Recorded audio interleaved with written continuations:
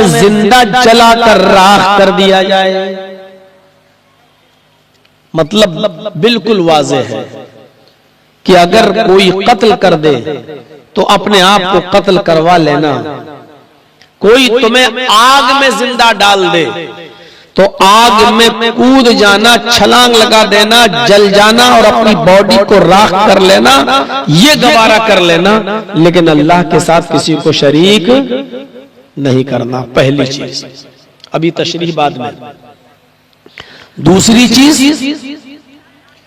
वला तउक़न्न वालिदैक व इन मराकन तखरुज मिन अहलिका व मालिक। आए मुआज़ इब्न जबल, दूसरी चीज ये है कि अपने वालिदैन की, अपने माँ बाप की कभी नाफरमानी मत करना, अपने माँ बाप को कभी मत सताना।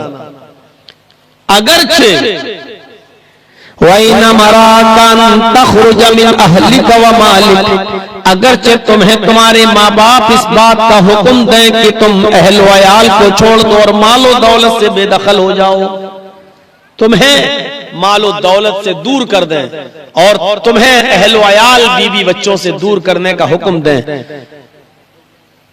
तो तुम अपने बीवी बच्चों से दूर हो जाना। मालो दौलत को छोड़ने के लिए कहें तो उसको भी छोड़ देना, लेकिन अपने माँ बाप की नाफरमानी मत करना। वालिदैन का मकाम भी समझिएगा। एक तो ये कहा कि वालिदैन की नाफरमानी मत करना, काफी था, लेकिन नहीं, उनके मकाम और मर्तबे को बताने के लिए ये भी कहा वइन अमराकन तखरुज मिन अहलिका व मालिक, अगर वो तुम्हें तुम्हारे बीवी बच्चे छोड़ने के लिए कहे तब भी उनकी बात मानना, नाफरमानी मत करना।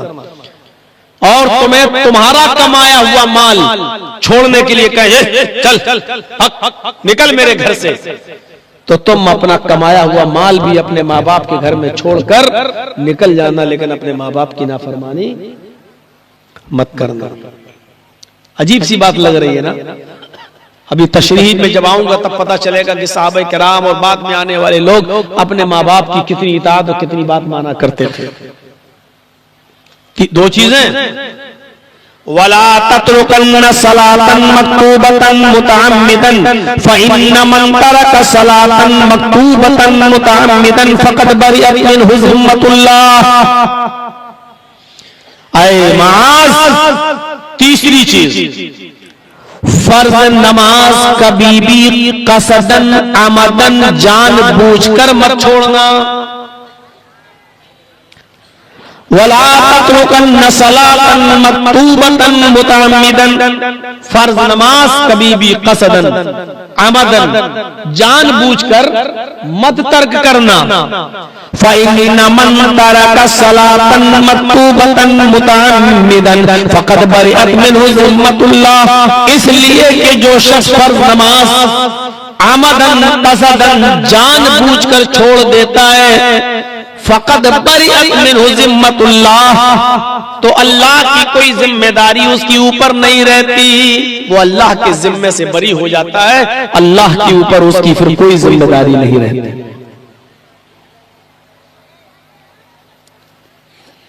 आप कैसे बोलते नहीं है भाई, अपने सामान की खुद हिफाजत करो। अगर स्टेज से कोई चीज गायब हो गई तो कमेटी उसकी जिम्मेदार नहीं होगी। यानी पल्ला झाड़ लिया तो अल्लाह रब्बुल आलमीन ने भी यही कहा, अल्लाह के नबी ने, फर्ज नमाज को किसी भी हाल में मत छोड़ना जानबूझकर, और अगर फर्ज नमाज को जानबूझकर छोड़ दिया तो अल्लाह की कोई जिम्मेदारी नहीं, अल्लाह बरी है। तीन चीजें, वला तशरबन्न खमरन फइन्नहु रासु कुल्लि फाहिशा। आए मुआज़, चौथी चीज ये है कि शराब को हाथ मत लगाना। वला तशरबन्न खमरन, शराब मत पीना। फइन्नहु रासु कुल्लि फाहिशतिन, इसलिए कि शराब हर फहश और गंदे काम की जड़ है, हर गलीज और गंदे कामों की सरदार है, यानी तमाम बुराइयों की जड़ और तमाम बुराइयों की मां और तमाम बुराइयों का सर चश्मा है शराब। शराब पीने वाला कोई भी गुनाह कर सकता है, बड़े से बड़ा गुनाह भी वो कर सकता है, क्योंकि शराबी को पता ही नहीं कि वो कर क्या रहा है। तो शराब तमाम बुराइयों की जड़ है। चार चीजें और पांचवी चीज इय्याका वल मासिया फइन्न बिल मासियति हल्ला सखतुल्लाह। आए मुआज इब्ने जबल, अल्लाह की नाफरमानी मासियत और गुनाह का कोई काम न करना, उससे बचे रहना।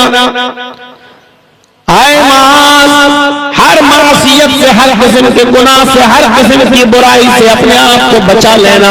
फइन्न बिल मासियति हल्ला सखतुल्लाह। इसलिए ये जिस बस्ती में, जिस शहर में, जिस आबादी में, जिस करिया में, जिस गांव में अल्लाह की खुलेआम नाफरमानी होती है, गुनाह के काम होते हैं, हल्ला सखतुल्लाह, उस बस्ती पर, उस करिए पर, उस गांव पर अल्लाह का अजाब हलाल हो जाता है, अल्लाह की नाराजगी हलाल हो जाती है, यानी अल्लाह रब्बुल आलमीन उस बस्ती पर अपना अजाब नाज़िल फरमाता है। ये पांच चीजें बताई हैं, तो 10 इस हदीस के अंदर। चलिए वो 5 जो बाकी है गिना देता हूं, अगर चल पाया तो ठीक। इय्याका वल फरार मिनज़ ज़हफ़ व इन हलकन नास। छठी चीज, मैदान जंग में लड़ रहे हो, अगर जिहाद कर रहे हो, काफिरों के मुकाबले में लड़ रहे हो, उनकी तरफ से आने वाले तीर तुम्हारे ऊपर बरस रहे हो, या उनकी तादाद ज्यादा देखकर तुम पीठ दिखाकर मत भागना। ऐसा ना हो कि देखो रे ये तो बहुत ज्यादा है, भागो नहीं तो चटनी बना देंगे, हम मारे जाएंगे। तो कभी भी मैदान जंग से पीठ फेर कर मत भागना।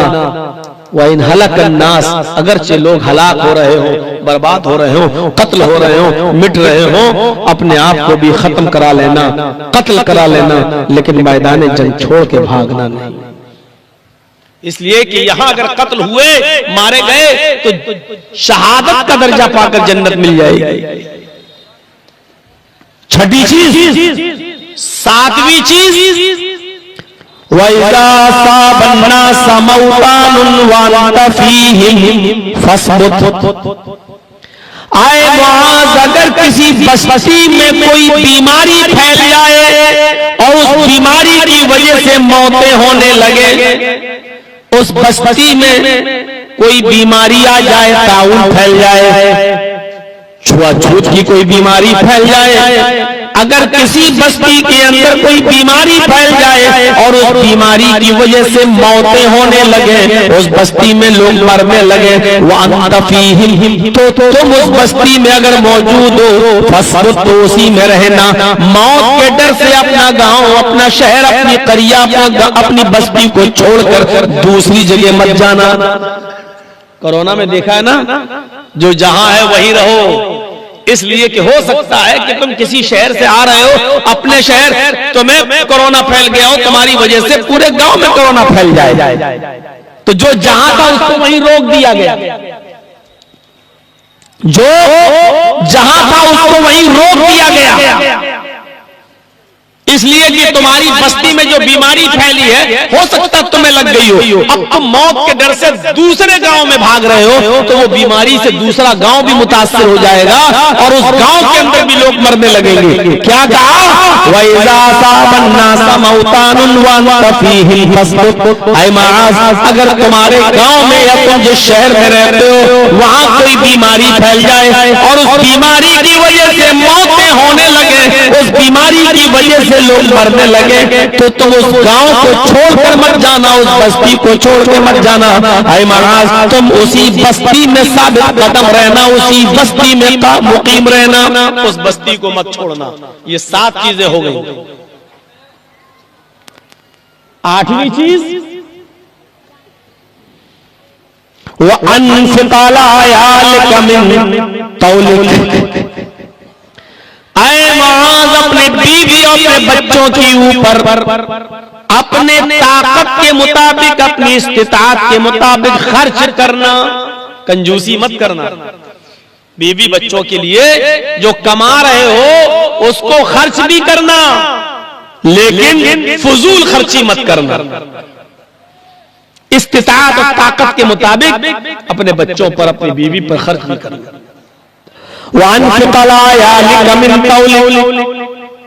अपने बीवी और बच्चों के ऊपर अपनी ताकत के मुताबिक, अपनी इस्तिताअत के मुताबिक खर्च करते रहना। 8 चीजें हो गई और 9 और 10 2 चीजें और रह गई, वो सुनिए। वला तरफउ अन्हु ज़ाका अदबन, अपने अहलो अयाल और बीवी बच्चों के ऊपर से अदब का डंडा मत उठा लेना, अदब की लाठी को मत उठाना। यानी अदब सिखाते रहना अपनी बीवी को भी बच्चों को भी। जरूरत के मुताबिक अगर थोड़ा बहुत मारने में, पीटने की भी नौबत आ जाए तो हल्की फुल्की मार भी मार सकते हो। अगर आपकी बीवी आपके बिस्तर पर किसी ऐसे मर्द को लाती है जिसका आना आपको पसंद नहीं और आपके बार बार मना करने के बावजूद भी नहीं मानती, तो तलाक देने से पहले तुम उसको हल्की मार मार सकते हो, लेकिन इतनी नहीं कि उसके जिस्म पर तुम्हारी मार के निशान पड़ जाए। और आखिरी रास्ता है इसके बावजूद मार से और समझाने से, मीटिंगें होने से, दोनों तरफ के लोगों के बैठने के बाद भी मामला अगर हल नहीं होता और आपकी बीवी नहीं संभलती और नहीं सुधरती है, तो फिर आखिरी मरहला है कि उसको तलाक दे दिया जाए। और तलाक भी डायरेक्ट तीनों नहीं, जब आपकी बीवी हालत तोहर में हो, पाक हो और हैज से पाक हो जाए तो पहली तलाक दो ताकि वो डर जाए, और एक तलाक के बाद हो सकता है कि वो सुधर जाए, रास्ते पे आ जाए। गैर मर्द को आपके बिस्तर पर ना आने दे, माफी तलाफी कर ले, अगर कर लेती है, सुधर जाती है तो रुजू कर लो, वो आपकी बीवी है। और अगर इसके बावजूद नहीं मानती है तो फिर दूसरे महीने में जब वो हालत हैज से पाक हो जाए तो फिर दूसरी तलाक दो। अगर दूसरी तलाक के बाद भी डर जाए, सुधर जाए, रास्ते पे आ जाए, गैर मर्द से रिश्ता तोड़ ले, तब भी आप उसको रुजू कर सकते हो, क्योंकि अभी आपने 2 ही तलाकें दी है, वो आपकी बीवी है। लेकिन 2 महीने के बाद भी अगर वो नहीं मानती और गैर मर्द को बिस्तर पर लाती है, आपको चिढ़ा रही है, आपकी तलाक का भी कोई असर नहीं पड़ रहा है, तो फिर आप समझ लो कि अब ये बदचलन है, अब ये किसी भी कीमत पर मेरी नहीं बनकर रह सकती है। मेरी दी हुई 2 तलाकों के बाद भी इसका घमंड नहीं टूटा और ये घर बिगाड़ना ही पर आमादा है, तो फिर ऐसी औरत जो आपकी 2 तलाकों के बावजूद भी गैर से अपना रिश्ता नहीं खत्म कर रही है, तो फिर अब ऐसी औरत की जरूरत भी नहीं होनी चाहिए आपको। फिर तीसरे महीने में तीसरी तलाक देकर उसका मामला खत्म करो। तो मेरे भाइयों, इसी बात को अल्लाह के रसूल ने कहा, वला तरफउ अन्हु मा ज़ाका अदबन, अपने बीवी बच्चों पर जरूरत के मुताबिक खर्च करो और अदब की लाठी, अदब का डंडा उनके ऊपर से मत उठा लेना, यानी बेलगाम मत छोड़ देना। जो मर्जी आए करें, जो दिल में आए वो करें, जितना जब चाहे घर से बिला इजाजत निकल जाएं, जब चाहे बाजार जाएं, जब चाहे शॉपिंग करें और जब चाहे वो अपनी शौहर को अपने जूते की नोक पर रखें और पूछे न और आवारा घूमती फिरे, उनको कोई मतलब नहीं शौहर से, उनको बेलगाम मत छोड़ देना। अदब का लगाम उनके नाक में डाले रहना, अदब की लाठी उनके ऊपर से मत उठा लेना। ये 9 चीजें हो गई हैं। और 10वीं चीज बच्चों के सिलसिले में फरमाई, ऐ मुआज़, 10वीं चीज है वह अखिफ़हुम फिल्लाह, अपने अहलो अयाल को, अपने बीवी और बच्चों को अल्लाह से डराते रहना, अल्लाह का खौफ उनके दिल में भरते रहना, अल्लाह का खौफ और अल्लाह का डर उनके दिल में आना चाहिए। ये 10 चीजें आप अपने जहन में रखिएगा, भूल गए होंगे ना। ये 10 चीजें जो बताई हैं सुन तो लिया 10, लेकिन खड़ा करके पूछे तो गिना नहीं पाएंगे। निकल गई होगी जहन से, दिमाग से। अब आइए पहली चीज की हल्की सी तशरीह, दूसरी चीज की हल्की सी तशरीह। अरे वो इतनी दूर से आ रहे हैं, वहां से ले लो, दूसरा आदमी लेते हुए आ जाए, कुरान सबकी सफेद चीरते हुए आएंगे। लाइए पहुंचा दीजिए, आप लोग लेते रहिए और आगे बढ़ाते रहिए। तो पहली चीज क्या बताई अल्लाह के नबी सल्लल्लाहु अलैहि वसल्लम ने, मास ला तुशरिक बिल्लाहि शैअन इन कुतिलता व हुर्रिता। आए मास, अल्लाह के साथ कभी भी किसी भी हाल में शिर्क मत करना, दूसरे को शरीक मत करना। इन कुतिलता व हुर्रिता, चाहे तुम्हें कत्ल कर दिया जाए या जला दिया जाए। अब एक मसला याद रखिएगा, यहां पर मजबूरी में भी शिर्क करना जायज नहीं। अगर कोई तुम्हारी गर्दन पर तलवार रखकर शिर्क कराए तब भी जायज नहीं।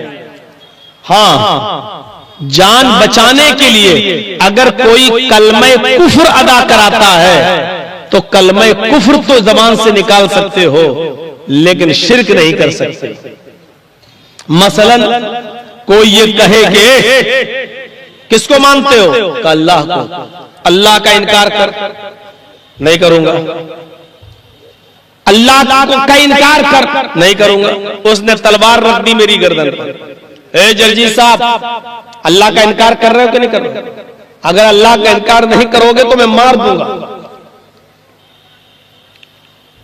यहां अपनी जान बचाने के लिए अल्लाह का इनकार करना जायज है।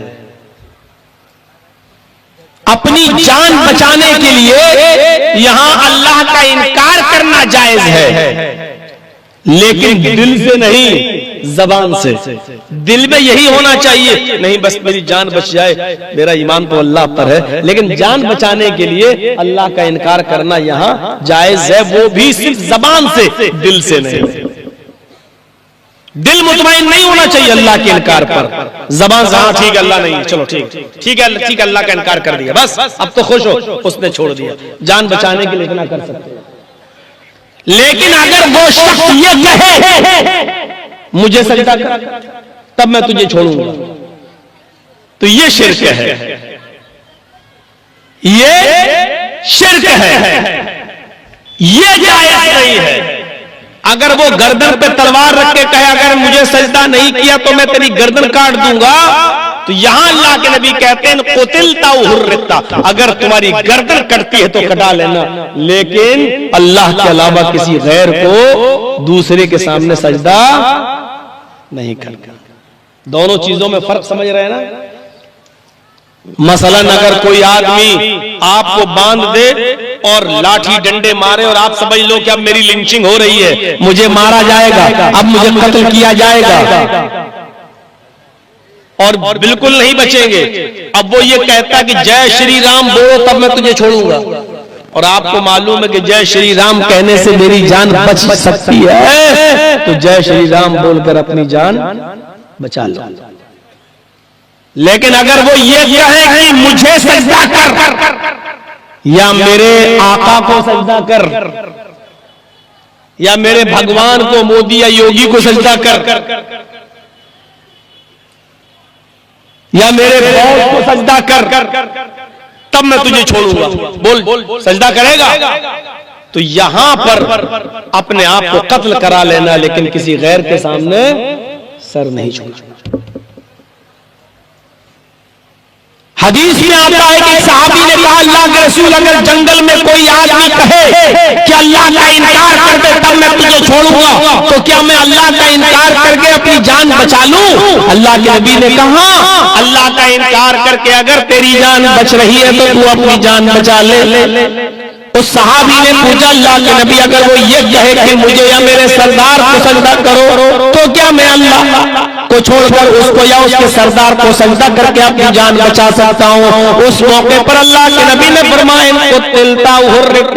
अगर तुझे कत्ल किया जा रहा तो अपने आप को कत्ल करा लेना, अगर तुझे जला कर राख किया जा रहा तो अपने आप को जला कर राख करा लेना, लेकिन अल्लाह के अलावा किसी दूसरे को सजदा मत करना। अल्लाह के रसूल ने पहली चीज क्या बताई? ला तुशरिक बिल्लाहि शैअन इन कुतिलता हुर्रिता, शिर्क मत करना। कलमे कुफ्र अदा करना तो जायज है, मजबूरी में, वो भी दिल से नहीं जबान से, लेकिन मजबूरी में शिर्क करना जायज नहीं है। अगर कत्ल कर किया जाए हो जाओ, अगर जलाया जाए तो जल जाओ, जैसे फिरौन की बीवी आसिया, और जैसे उस औरत को देखो जिसके छोटे छोटे बच्चे, और जब आग में डाला जाने लगा तो एक बच्चा उसका छोटा सा कहने लगा, मां इस आग में जलने से क्यों डर रही हो? शिर्क करा रहा है, तुम्हें शिर्क नहीं करना है। मां जन्नत को देखो तो छोटे से शीरख्वार बच्चे के मुंह से ये आवाज आई और उस मां ने आग में छलांग लगा दी और जलकर चुरमुरा गई। मेरे प्यारे साथियों, शिर्क नहीं करना है अगरचे आग में जला दिया जाए। हाँ, कलमे कुफ्र अदा करना जायज है, लेकिन शिर्क जायज नहीं है। इन्नल्लाह ला यग़फ़िरु अन युश्रक बिही व यग़फ़िरु मा दून ज़ालिका लिमन यशा। अल्लाह रब्बुल आलमीन फरमाता है, आए मेरे बंदो, मेरे पास जुआ, शराब, ज़िनाकारी, बदकारी, अय्यारी, मक्कारी और गुनाहों का बहुत बड़ा ज़ख़ीरा लेकर आओगे, लेकिन शिर्क लेकर नहीं आए तो मैं चाहूं तो तुम्हें बख्श सकता हूं, मैं चाहूं तो तुम्हें माफ कर सकता हूं। लेकिन अगर तुम बहुत नेक अमाल करके आए, नमाजें पढ़ के आए, रोजे रख के आए, हज करके आए, ज़कात देकर आए, गरीबों की मदद करके आए, सदका और खैरात करके आए, बहुत सी नेकियां लेके आए, लेकिन साथ में शिर्क भी करके आए, अल्लाह के साथ मेरे साथ दूसरे को शरीक भी करते थे, तो मैं शिर्क को माफ नहीं करूंगा। इन्नल्लाह ला यग़फ़िरु अन युश्रक बिही, अल्लाह फरमाता है कि मैं शिर्क की मग़फ़िरत नहीं फरमाता हूं, मैं शिर्क करने वाले को माफ नहीं करूंगा। व यग़फ़िरु मा दून ज़ालिका लिमन यशा, और शिर्क के अलावा मैं जिसको चाहूंगा बख्श दूंगा, जिसको चाहूंगा बख्श दूंगा। अरे क्या होगा? जिना, शराब, जुआ, ये सब गुनाह लेके आए, लेकिन शिर्क नहीं करते थे। तौहीद पर मौत हुई तो अल्लाह रब्बुल आलमीन इन गुनाहों की सजा जहन्नम में दिला देगा। ऐ फरिश्तों, मेरे इस बंदे को जहन्नम में ले जाओ। जुआ खेलता था, सजा दे दो। शराब पीता था, सजा दे दो। जुआ खेलता था, सजा दे दो। सूद और ब्याज खाता था, सजा दे दो। सजा देने के बाद कहेगा, अल्लाह इसको निकाल लो, अब इसको जन्नत के अंदर दाखिल कर दो, इसलिए कि मेरा बंदा तौहीद पर मरा है, मेरे साथ किसी को शरीक नहीं करता था, गुनाह उसने दुनिया में किए, उसकी सजा उसको मिल गई, लेकिन मेरे अलावा किसी को सजदा नहीं करता था, मेरे अलावा किसी के सामने दामन नहीं फैलाता था, मेरे अलावा किसी के सामने भीख नहीं मांगता था, मेरे अलावा किसी से दस्तदराज सवाल दराज नहीं करता था। इसलिए मेरे बंदे को मैं बख्श रहा हूं, उसको जन्नत के अंदर दाखिल कर दो।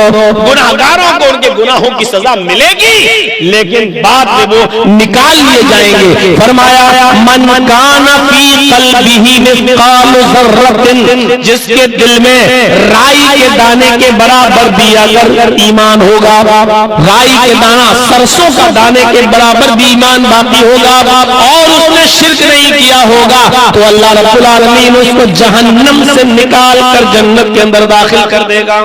लेकिन शिर्क करने वाले को नहीं। मुस्नद अहमद की वो रिवायत आपके सामने आई होगी, कभी सुना होगा उलमा से।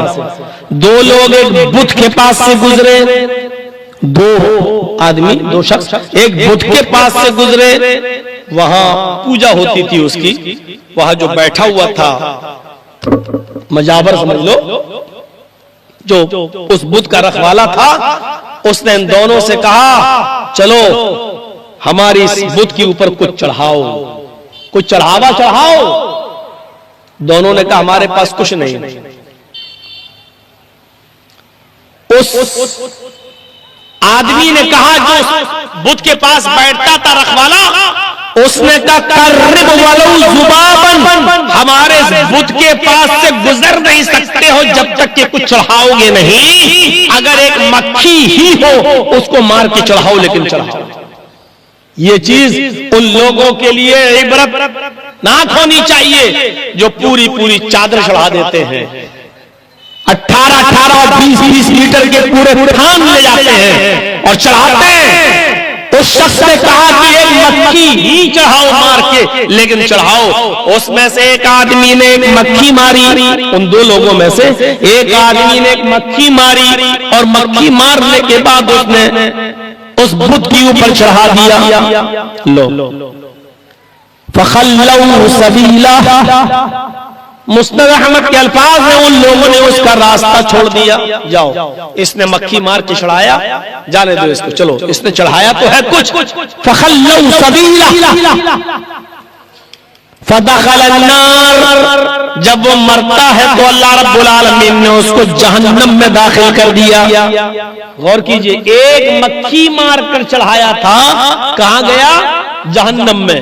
लेकिन दूसरा आदमी जो था उसने कहा मैं मक्खी भी मार कर नहीं चढ़ा सकता, मैं अल्लाह के अलावा किसी के ऊपर नजराने चढ़ाना जायज नहीं समझता हूं। यह शिर्क है कि मैं कोई चीज किसी गैरुल्लाह पर चढ़ाऊं। मैं पत्थर के बुत के सामने मक्खी भी नहीं चढ़ा सकता, नहीं चढ़ाऊंगा। हदीस के अल्फाज फक़तलूहु, उन लोगों ने मिलकर उसको मार डाला जो उस बुत के रखवाले थे। उन सब ने मिलकर उस आदमी को कत्ल कर दिया। जिसने मक्खी भी मार कर न चढ़ाई उसको कत्ल कर दिया और मार दिया। फदखल जन्नह, इधर उसको मारा, अल्लाह ने उसको जन्नत के अंदर दाखिल कर दिया। क्यों? क्योंकि ये तौहीद पर मरा था, इसने गैरुल्लाह पर मक्खी भी नहीं चढ़ाई। हदीस का ये वाक़या हमें चीख चीख कर ये बताता है कि एक मक्खी भी गैरुल्लाह के नाम पर नहीं चढ़ाई जा सकती है। यहाँ तो मुर्गे चढ़ते हैं, बकरे चढ़ते हैं, बीवी घर में पहनने को साड़ी नहीं, माँ के पास पहनने को कपड़ा नहीं, लेकिन बाबा के आस्थानों पर 20-20 मीटर के थान चढ़ते हैं, उनको नई नई चादरें पेश की जाती हैं। ये हदीस बतला रही है कि एक मक्खी मार कर चढ़ाने वाला जब जहन्नम में चला गया तो मेरे भाइयों उन लोगों का क्या हाल होगा जो 20-20 और 25-25 मीटर के पूरे चादरें और कपड़े और थान चढ़ा देते हैं, बकरे चढ़ा देते हैं और मुर्गे चढ़ा देते हैं, गोश्त चढ़ा देते हैं गैरुल्लाह के नाम पर उनका क्या? ला तुश्रिक बिल्लाहि शैअन इन क़तलता व हुर्रिता, बर्दाश्त ही नहीं अल्लाह को, कत्ल करवा लेना, जलाकर राख कर लेना, लेकिन शिर्क मत करना। अच्छा एक बात और सुन लो, बस शिर्क के ऊपर ये आखिरी, फिर आगे बढ़ता हूं। आप कितनी भी नमाजें पढ़ लें, कितने भी हज कर लें, कितनी भी ज़कातें दे दें, कितना भी अच्छा काम कर लें, लेकिन अगर शिर्क करते हैं तो वो अमल बेकार, वो अमल बेकार। दुनिया में सबसे ज्यादा मोतबर शख्सियत, मोतबर हस्ती मोहम्मदुर रसूलुल्लाह सल्लल्लाहु अलैहि वसल्लम की है। अल्लाह ताला ने मोहम्मदुर रसूलुल्लाह से भी क्या कहा? और सुनो मेरे साथियों, सुनो, बहुत आसान है ना, आज बड़ी आसानी के साथ कह देते हो। आज हमारी जबानों से कितनी जल्दी निकल जाता है, अरे साहब वो डॉक्टर बहुत अच्छा है, अरे वो तुम्हारे बेटे को सही कर देगा, अरे उस डॉक्टर के पास चले जाओ, अरे वो तो मौत के मुंह से निकाल लेता है। हम लोग आम जबानों में ये जुमले बोलते हैं। मेरे भाइयों इन जुमलों से बचो, जहां तक हो सके बचो। ये कहो कि अल्लाह ने उस डॉक्टर की दवा में बड़ी शिफा रखी है, उसके पास ले जाओ, अल्लाह रब्बुल आलमीन उस डॉक्टर की दवा से इंशाअल्लाह आपके बेटे को शिफा देगा, आपकी माँ को शिफा देगा। कोशिश करो कि ये जुमले निकले।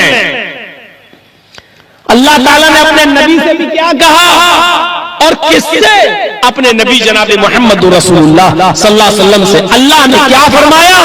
ला इन अशरकता ला यहबतन्ना अमलुक। कुरान पढ़िए। ला इन अशरकता ला यहबतन्ना अमलुक लतकूनन्ना मिनल खासिरीन।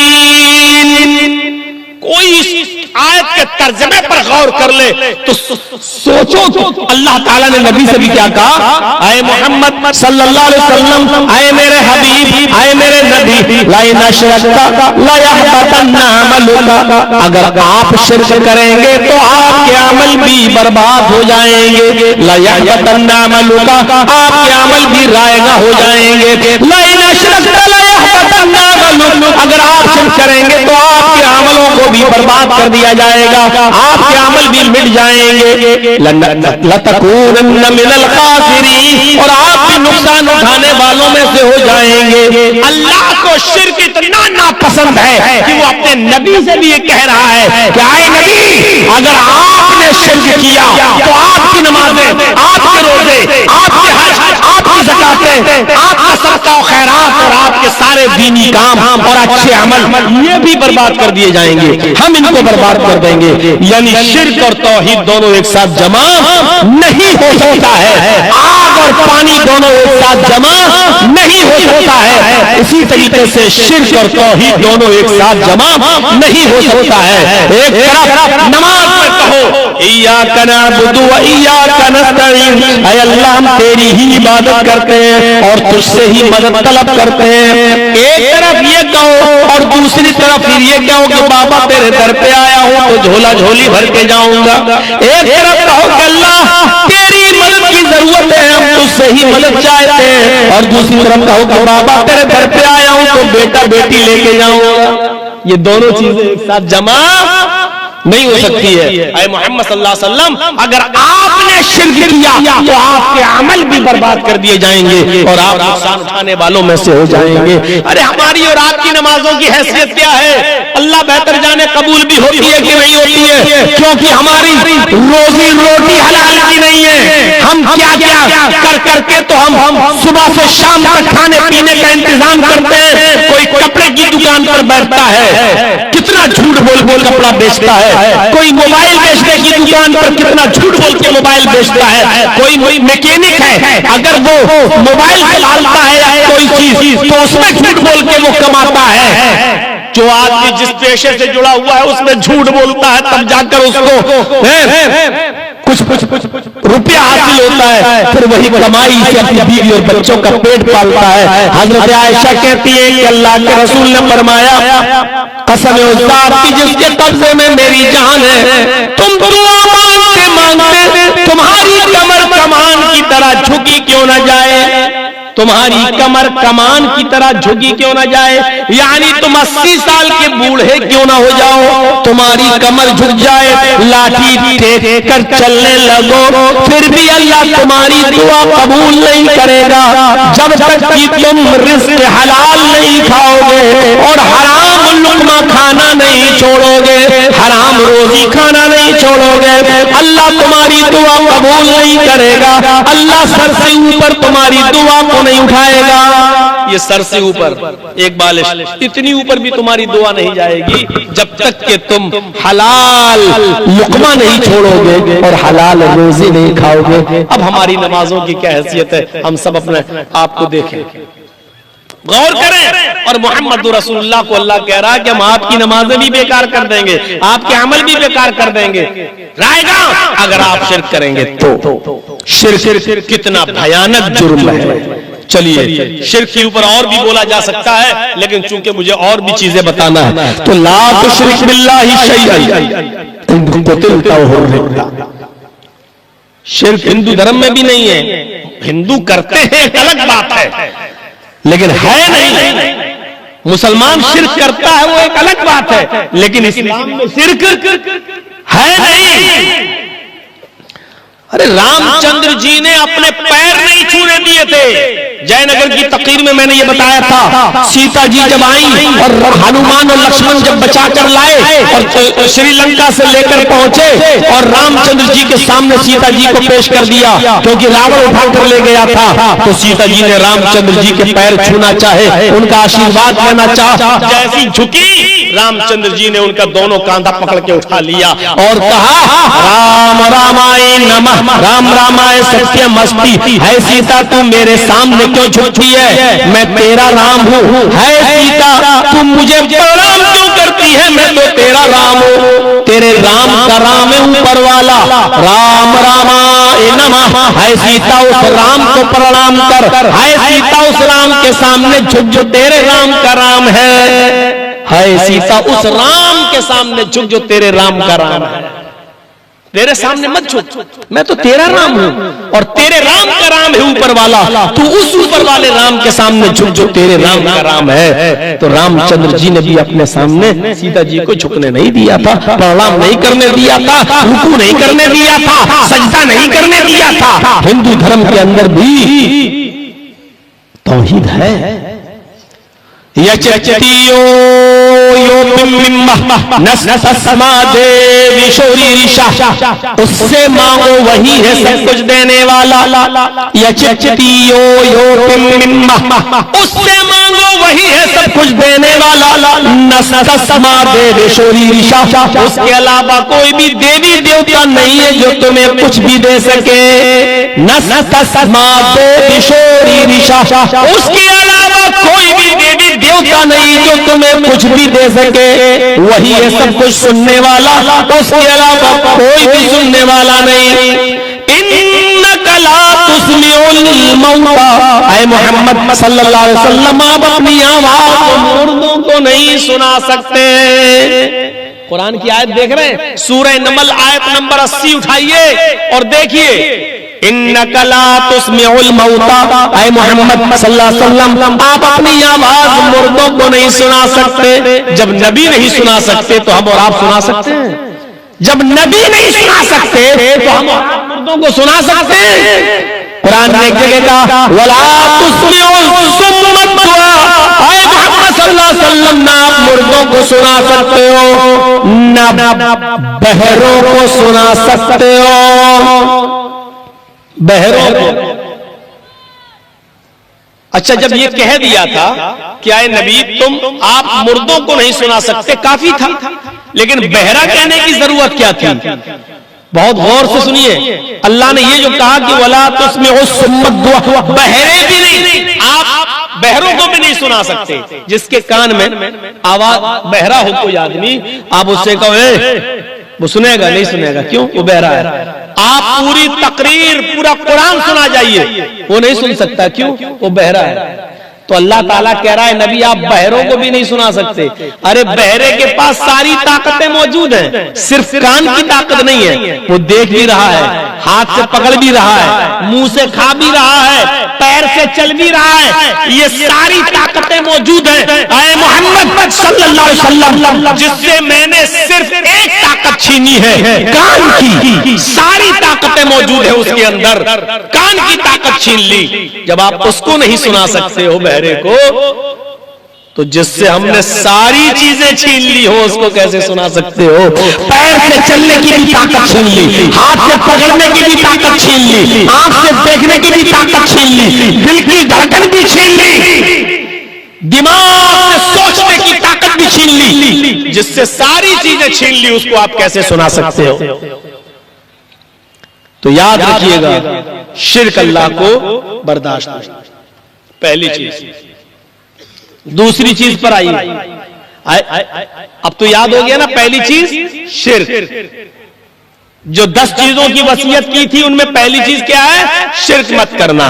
अब दूसरी चीज क्या आई? वला तउल्लन्ना वालिदैक व इन अमराकन तखरुज मिन अहलिका व मालिक, अपने वालिदैन की कभी नाफरमानी मत करना, अगरचे वो दोनों तुम्हें हुक्म दे कि तुम अहलो अयाल को छोड़ दो, मालो दौलत से बेदखल हो जाओ, उनकी ये बात मान लेना, लेकिन नाफरमानी मत करना।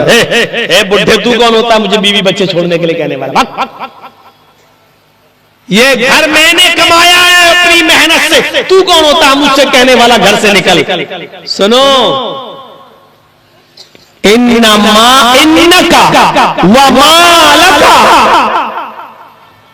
तुम और तुम्हारा माल लिया, अल्लाह के नबी ने फरमाया तुम भी और तुम्हारा माल जो तुमने कमाया सब तुम्हारे बाप का। लो, ये नई जनरेशन है ना जो बड़ी मेहनत करती है और अपना घर बनाती है, कहती मैंने अपने हुनर से कमाया है, बाप की विरासत में मिलेगा मिलेगा, लेकिन ये हमारा अपना पर्सनल है, तुम्हारा पर्सनल नहीं है। अल्लाह के नबी सल्लल्लाहु अलैहि वसल्लम ने साफ कह दिया कि तू भी अपने बाप का है और तूने जो कुछ भी कमाया है, ये कमाया हुआ माल भी तेरे बाप का है। बोलिए बोलिए, क्या कहेंगे? इसीलिए कोई बेटा कितना भी कमा ले, कितना भी कमा ले, अपने बाप को ज़कात नहीं दे सकता है, क्योंकि बेटे की कमाई बाप की। कोई बेटा कितना भी कमा के कितना अमीर हो जाए, अलग रह रहा है, बहुत अमीर हो गया, लेकिन बाप उसका गरीब है, बेटा बाप को ज़कात देना चाहे तो नहीं दे सकता है, क्योंकि जो बेटे का माल है वो बाप का माल है। और बाप कहे छोड़ो, चलो निकलो, तो छोड़ के निकल, ना फरमानी मत। अब यहां जितने नई जनरेशन के लड़के बैठे होंगे कहेंगे ये मौलवी तो बड़ा खतरनाक बोल रहा है, वैसे हम अपने बाप से परेशान थे, अब तो ये और बुढ़ा सटिया गया होगा, सटिया जाएगा, कल से कहेगा कि देखो मौलाना साहब से देखो क्या बता रहा है। माँ बाप की नाफरमानी में इसकी जीती जागती एक मिसाल दूं आपको। हजरत इब्राहिम अलैहिस्सलाम जब शाम में गए और अपने बेटे इस्माइल अलैहिस्सलाम से मिलना चाहते थे, अपने बेटे इस्माइल अलैहिस्सलाम से मिलना चाहते थे, तो इस्माइल अलैहिस्सलाम के घर गए। इस्माइल अलैहिस्सलाम शिकार खेलने के लिए गए हुए थे, उनके बेटे कहां गए? शिकार खेलने के लिए। घर में उनकी बीवी थी और बीवी जानती नहीं थी कि दरवाजे पर कौन आया है। इब्राहिम अलैहिस्सलाम ने दरवाजे को दस्तक दी, ऐसे इस्माइल की बीवी ने दरवाजा खोला, सामने बूढ़े आदमी को देखा। उस बुजुर्ग ने इब्राहिम ने कहा अस्सलामु अलैकुम, इस्माइल की बीवी ने कहा वालेकुम अस्सलाम, आप कौन? फरमाया इस्माइल का घर है। कहा जी वो कहाँ है? कहा वो शिकार खेलने के लिए गए हुए हैं। अच्छा, ये बताओ बेटी इस घर में तुम्हारा गुजर बसर कैसा चल रहा है? इस घर में तुम्हारा गुजर बसर कैसा चल रहा है? इस्माइल अलैहिस्सलाम की बीवी नहीं पहचान पाई कौन है, जवाब दिया बहुत बुरा, तंग दस्ती है, हमारे घर के हालात बहुत खराब है, सुबह अगर खा लो तो शाम को भूखा सोना पड़ता है और शाम को खा लो तो सुबह भूखा रहना पड़ता है, हमारे घर के हालात बहुत खराब है। वो समझी कि शायद ये बुढ़ा कुछ मदद करेगा, कुछ लेके आया होगा। बता दिया हमारे घर के हालात बहुत खराब है, तंदुरुस्ती है, अच्छी हालत नहीं है, सुबह खा लो तो शाम को भूखा सोती हूँ और शाम को खा लो तो सुबह भूखी उड़ती हूँ और फिर दोपहर तक शाम तक भूखी रहती हूँ। इब्राहिम अलैहिस्सलाम समझ गए ये बड़ी नाशुक्री औरत है, अल्लाह ने जिस हाल में रखा है उस पर अल्लाह का शुक्र अदा नहीं कर रही है, नाशुक्री औरत है। फरमाया बेटी कोई बात नहीं, जब तुम्हारे शौहर हमारे घर पे आए, मैं जा रहा हूं, पता नहीं वो कितनी देर में आएंगे, मैं जा रहा हूं, लेकिन जब वो आए तो कहना कि एक बूढ़ा आदमी आया था, उसने तुम्हें सलाम कहा है और सलाम के बाद उसने ये भी कहा है कि तुम अपने घर की चौखट को बदल दो, घर की चौखट ठीक नहीं है। इस्माइल की बीवी ने अपने घर की चौखट को ऐसे देखा, ये बुढ़ा सटिया गया, इतनी तो अच्छी चौखट है, सामने से धूप भी आती है, गर्मियों में हवा भी आती है, और बुढ़ा कह रहा है कि घर की चौखट बदल दो। ठीक है हम कह देंगे, लेकिन चौखट तो ठीक है। इब्राहिम अलैहिस्सलाम चले गए। शाम को जब इस्माइल घर पे शिकार का गोश्त लेकर आए तो उनकी बीवी ने तस्करा किया। एक बुढ़ा आया था, कहा अच्छा उसने तुम्हें सलाम कहा, समझ गए वो मेरे बाप थे। अच्छा सलाम भी कहा? मेरी बीवी और उसने क्या कहा? फरमाया आए मेरे प्यारे शौहर, उस बुड्ढे ने कहा अपने शौहर को सलाम कहना और ये कह देना कि तुम्हारे घर की चौखट ठीक नहीं है, चौखट बदल दो। अच्छा चौखट बदलने के लिए कहा है? कहा तो जरूर तुमने कुछ कहा होगा। कने उसने पूछा तुम्हारे घर की गुजर बसर कैसे चल रही है? हमारी मां बहनें अगर सुन रही है तो जरा सुने गौर से, ये तुम्हारे मतलब का वाकया है। बहुत मांगती हो ना fair and lovely, pounds, lipstick, और ना मिले तो नाशुक्री करती हूं। जब से आई हूं तुम्हारे घर में मिला ही क्या है? ऐसी औरत को उसके शौहर को क्या करना चाहिए? आगे वाला जुमला नहीं बोलूंगा, नहीं तो फिर कहोगे मौलवी सबके घर बिगाड़ने आ गया। थोड़ी देर के लिए अपनी चप्पल, अपनी सैंडल, अपना कपड़ा, अपनी दुपट्टा, अपनी साड़ी दिखाना बंद कर दो। ये वाकया सुन लो मेरी मां बहनों, तुम्हारे मतलब का वाकया। अच्छा उसने पूछा घर की गुजर बसर कैसी चल रही? मैंने बता दिया अच्छी नहीं चल रही है। सुबह खा लो तो शाम को भूखी सोती हो, और शाम को खा लो तो सुबह भूखी उठती हो, और शाम तक फिर भूखी रहती हो। एक टाइम मिलता है, एक टाइम भूखा रहना पड़ता है। हमारे घर में तंगदस्ती है, हमने सोचा बुढ़ा कुछ देगा इसलिए पूछ रहा है। कहो आए मेरी बीवी, वो बूढ़ा मेरा बाप था, तुम उसकी बहू। उसने पूछा घर में गुजर बसर कैसी चल रही? तुम्हें कहना चाहिए अल्हम्दुलिल्लाह, जिस हाल में हूं अल्लाह का शुक्र है। अल्लाह ने मुझे जिस हाल में रखा है अल्लाह रब्बुल आलमीन का उस पर शुक्र अदा करती हूँ। लेकिन तुमने ये न कहकर नाशुक्री वाली बात कही है कि बहुत बुरा चल रहा है। सुबह खा लो तो शाम को तंगी, शाम को खा लो तो सुबह तंगी। मेरे बाप को तुम्हारी ये नाशुक्री अच्छी नहीं लगी। उसने सोचा या इस्माइल एक नाशुक्री और अल्लाह की एक नाफरमान औरत को ले आया अपने घर में। मेरे बाप ने कहा कि चौखट बदल दो। मेरी बीवी वो घर की चौखट को बदलने के लिए नहीं कहा, मेरे बाप ने इस चौखट को जो तुम हो इसको बदलने के लिए कहा है।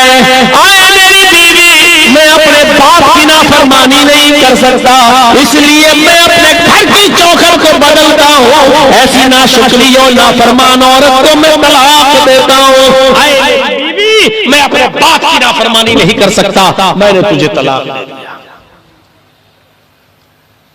औरतें इसीलिए तो सही से नहीं सुनती हैं, सुन लेंगी तो फिर तलाक दे दिया।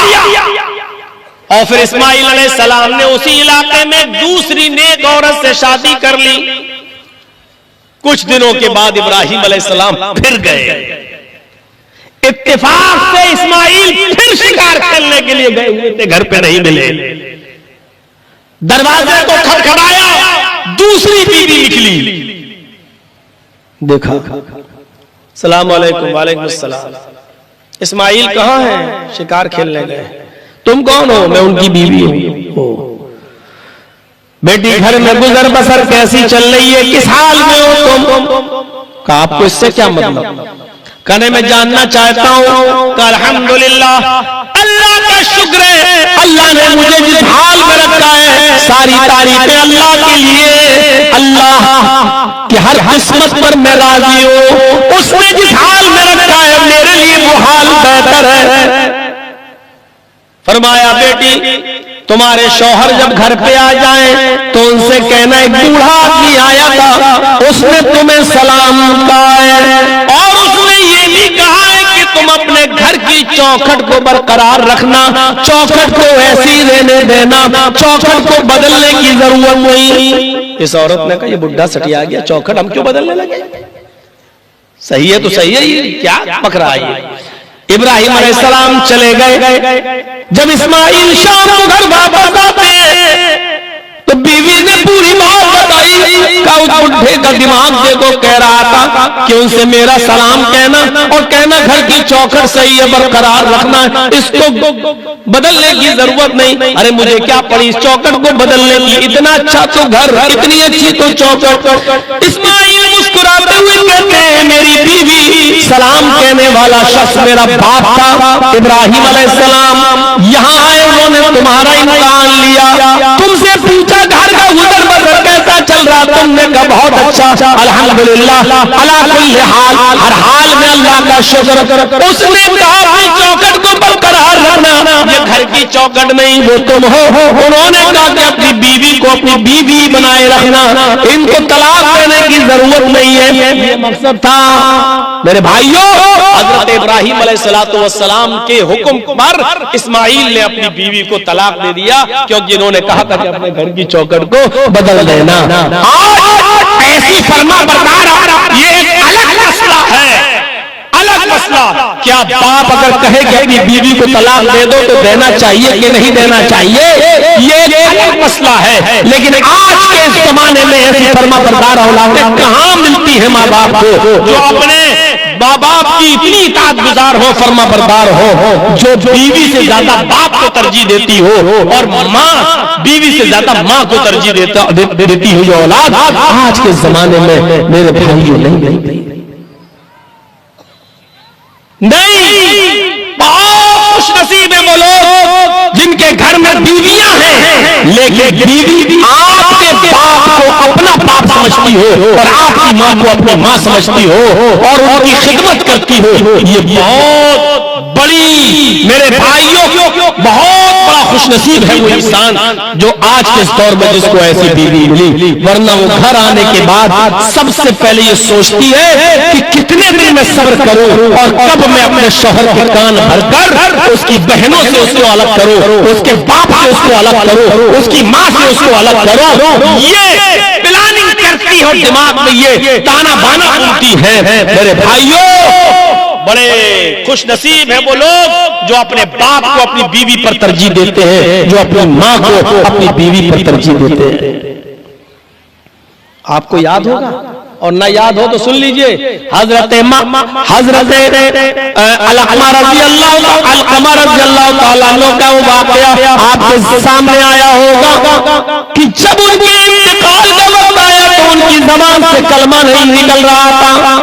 उनकी बीवी ने अल्लाह के नबी सल्लल्लाहु अलैहि वसल्लम को बुलवा भेजा, अल्लाह के नबी ने कुछ सहाबा को भेजा, सहाबा ने कलमा निकलवाया, लेकिन अलकमा रज़ियल्लाहु ताला अन्हु के मुंह से कलमा नहीं निकल रहा है। अल्लाह के नबी सल्लल्लाहु अलैहि वसल्लम को बुलाया गया, अल्लाह के नबी सल्लल्लाहु अलैहि वसल्लम ने अलकमा की हालत को देखा, उनसे कहा कलमा पढ़ो। अलकमा रज़ियल्लाहु ताला अन्हु कलमा पढ़ना चाहते हैं लेकिन उनकी मुंह से कलमा नहीं निकल रहा है। अल्लाह के नबी ने कहा क्या इनकी माँ जिंदा है? जवाब दिया हाँ। उनको बुलाओ। अलकमा की बीवी ने कहा वो नहीं आ सकती, वो अलकमा से नाराज है। फरमाया कहाँ रहती है? फला फला जगह रहती है। अल्लाह के नबी सल्लल्लाहु अलैहि वसल्लम ने एक कासिद को भेजा और कहा कि अलकमा को माफ कर दो। वो सहाबी गए और कहने लगे कि अल्लाह के नबी सल्लल्लाहु अलैहि वसल्लम ने मुझे भेजा है, वो आपसे मिलना चाहते हैं। अलकमा की मां कहती है नहीं नहीं, अल्लाह के रसूल सल्लल्लाहु अलैहि वसल्लम को क्यों तकलीफ देते हो यहाँ आने की, मैं खुद चलती हूँ अल्लाह के नबी के पास। हजरत अलकमा की माँ आती है और अल्लाह के नबी के पास उसी घर में जहाँ उनका बेटा आखिरी सांसें ले रहा वहाँ आती है।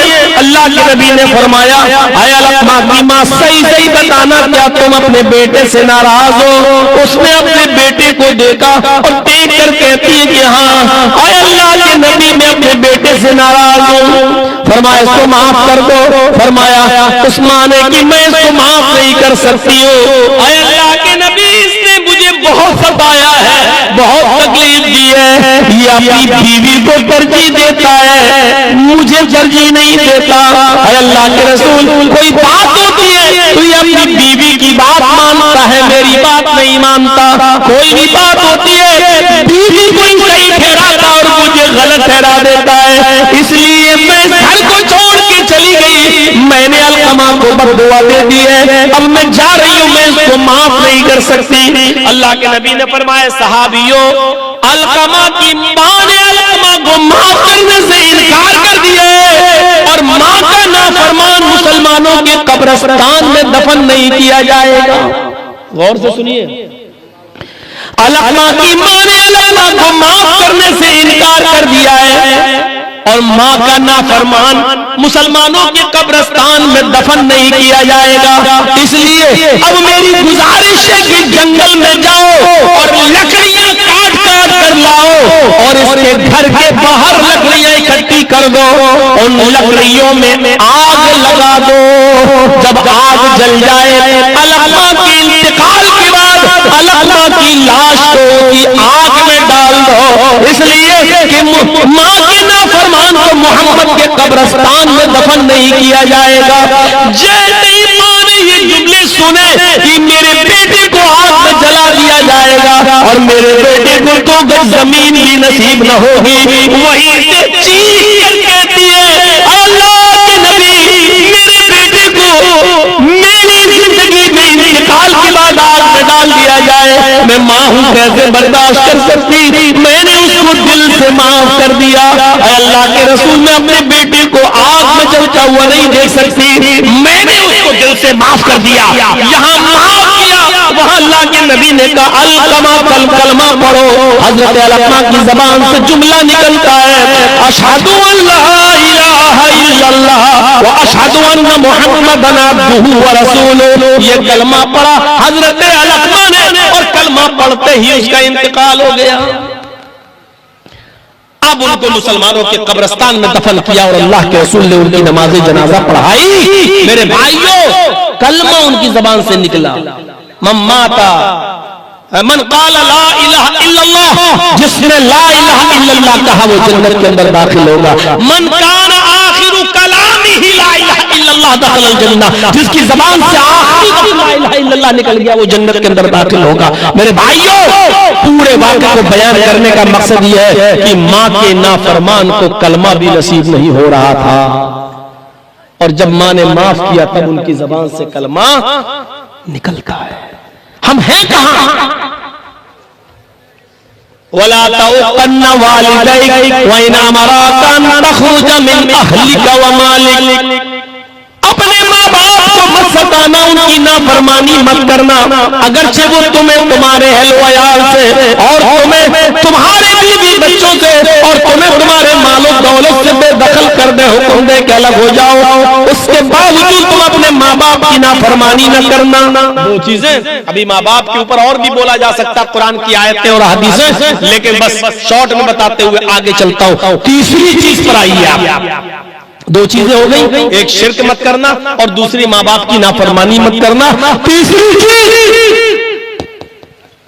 वला ततरुकन्ना सलातन मक्तूबतन मुतअम्मिदन, फर्ज नमाज फजरन जानबूझकर मत छोड़ना, इसलिए कि जो भी फर्ज नमाज फजरन जानबूझकर छोड़ेगा अल्लाह की कोई जिम्मेदारी उसके ऊपर नहीं रहेगी। हमारे समाज की सबसे बड़ी जिम्मेदारी ये जलसे जो यहाँ मुनाकिद होते हैं बिहार और बंगाल और झारखंड की सरजमीन पर, या तो मदरसों के लिए या मस्जिदों के लिए, और आज का ये इज्तिमा, ये जलसा भी ईदगाह के लिए हो रहा है, ईद और बकरा ईद की नमाज पढ़ने के लिए आपको इंतजाम चाहिए ईदगाह का। इसलिए तो मेरे भाइयों, ये हमारे समाज का एक जबरदस्त हिस्सा है नमाज। और शॉर्ट में कह दूं, जिसका के अंदर नमाज नहीं उसके अंदर ईमान भी नहीं। अल अहदुल्लज़ी बैनना व बैनहुम अस्सलाह, हमारे और उनके दरमियान जो अहद व पैमान है, हमारे और उनके, किसके? यहूद व नसारा, हमारे और उनके यानी मुसलमानों और काफिरों के दरमियान अगर किसी चीज का अहद व पैमान है तो वो नमाज का। मन तरकहा तरक दीन, जिसने नमाज को छोड़ा उसने दीन को छोड़ दिया। एक हदीस में आता है कि मन हदम सलात हदम जिसने नमाज को छोड़ा उसने दीन को गिरा दिया। मेरे भाइयों गौर करो, जिसने नमाज तर्क किया उसने दीन तर्क कर दिया। हमारे और काफिरों के दरमियान फर्क करने वाली कोई चीज है तो वो नमाज। अगर नमाज को हटा दिया जाए तो हम और काफिरों में कोई फर्क नहीं। ये अल्लाह के नबी सल्लल्लाहु अलैहि वसल्लम ने फरमाया। अब आप अंदाजा लगाएं हम किस समाज में रह रहे हैं उसमें नमाज कितनी पढ़ी जाती है, हम किस मुआशरे में रहते हैं उसमें नमाज की कितनी पाबंदी की जाती है। आपने जो यहाँ जलसा मुतय्यन किया है, जलसा यहाँ जो आपने मुनाकिद किया है, इस जलसे के बाद आप अपनी मस्जिद में सुबह फजर की नमाज पढ़ने जाइए और देखिएगा कि इस जलसे का कितना असर हुआ है, आपकी मस्जिद कितनी भरती है, आपकी मस्जिद में नमाजियों का कितना इजाफा होता है। अगर आपकी मस्जिद रमजान की तरह फुल है तो समझ लो कि ये जलसा कामयाब, और आपकी मस्जिद में अगर रोजाना से भी कम नमाजी आते हैं तो समझ लो कि जलसे का आपने कोई बेनिफिट आपको नहीं मिला। कहां मेरे भाइयों नमाज नहीं तो कुछ।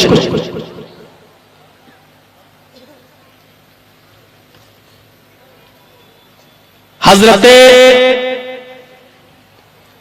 काजी शुरैह एक बहुत बड़े काजी गुजरे हैं, हजरत अली ने उनको काजी बनाया था। इनका बेटा एक मदरसे में पढ़ता था और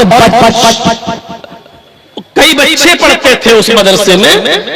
तो इनका बेटा काजी शुरैह का बेटा एक नाई की दुकान पे चला गया, हज्जाम की दुकान पर बाल बनवाने के लिए कि हम जरा ये बाल आल कटवा लें। तो वहां होता है एक दो आदमी बैठे हुए, इनके बाद तुम्हारा नंबर आएगा। तो वो बेचारा बैठ गया। उस जमाने में माइक तो थे नहीं, घड़ियां भी नहीं थी कि घड़ी देख ले चल जब अभी नमाज का टाइम हो रहा। जब उसका नंबर आया तो असर की अजान होने लगी और जब तक उसका हजामत होती है, बाल बनते हैं, तब तक नमाज खत्म हो गई। जब ये मदरसे के अंदर बाल बनवाने के बाद पहुंचता है काजी शुरैह का बेटा तो देखता जमात खत्म हो गई। उसने वुजू बनाया और अलग नमाज पढ़ने लगा। भाई जमात खत्म तो अब अलग ही तो नमाज पढ़ेगा, अलग नमाज पढ़ने लगा।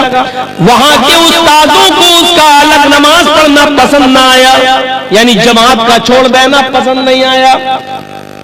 उस्तादों ने उसको कोई सजा नहीं दी, लेकिन उस स्कूल के उस मदरसे के हेडमास्टर ने, प्रिंसिपल ने, सदर ने एक लेटर लिखा काजी शुरैह के नाम, बाप के नाम, अरे काजी साहब सारे जमाने का फैसला तो आप करते हैं, आपके बेटे का फैसला कौन करेगा?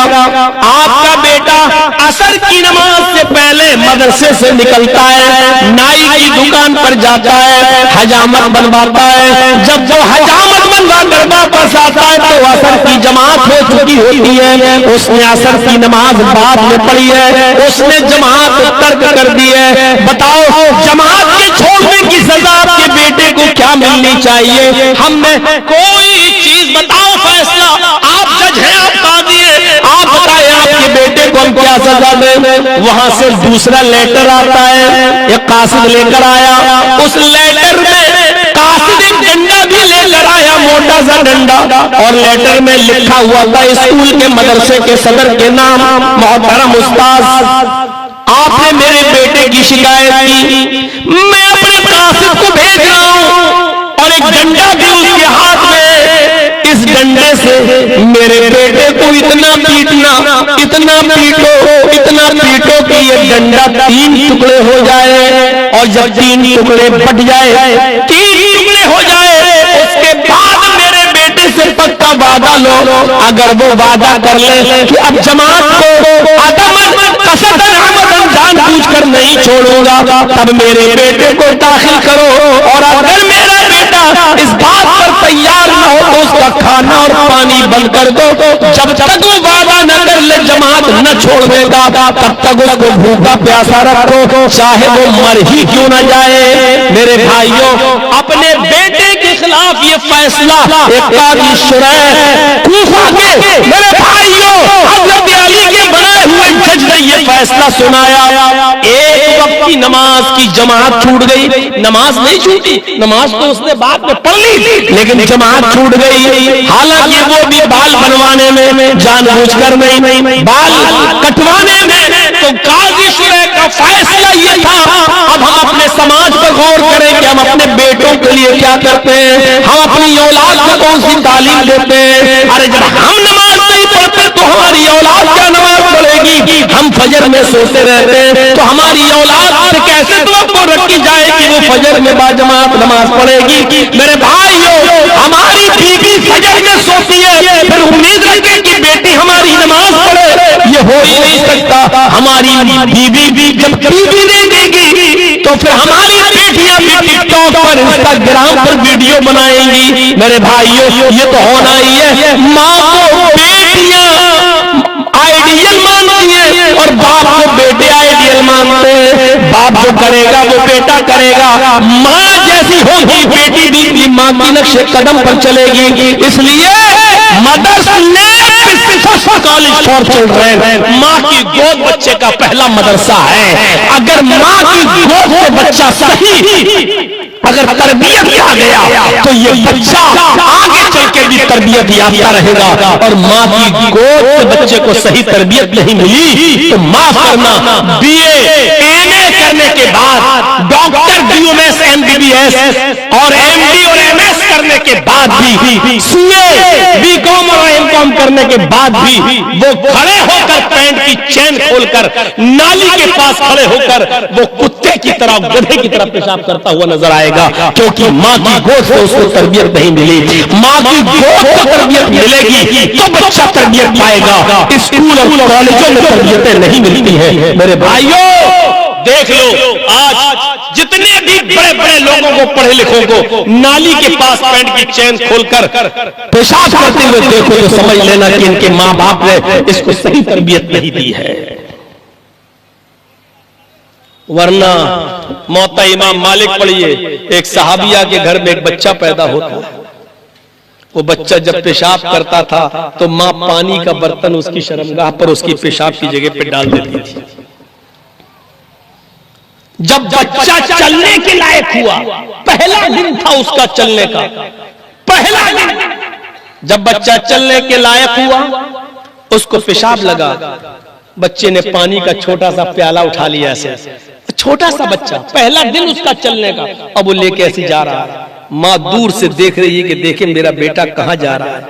बेटा एक जगह बैठ जाता है, उसको नहीं मालूम, बैठ गया, पेशाब कर लिया, उसको नहीं मालूम कि अब इस्तिंजा कैसे किया जाए। माँ जैसे पानी डालती थी वैसी उसने भी पानी का प्याला लेके अपने ऊपर डाल दिया।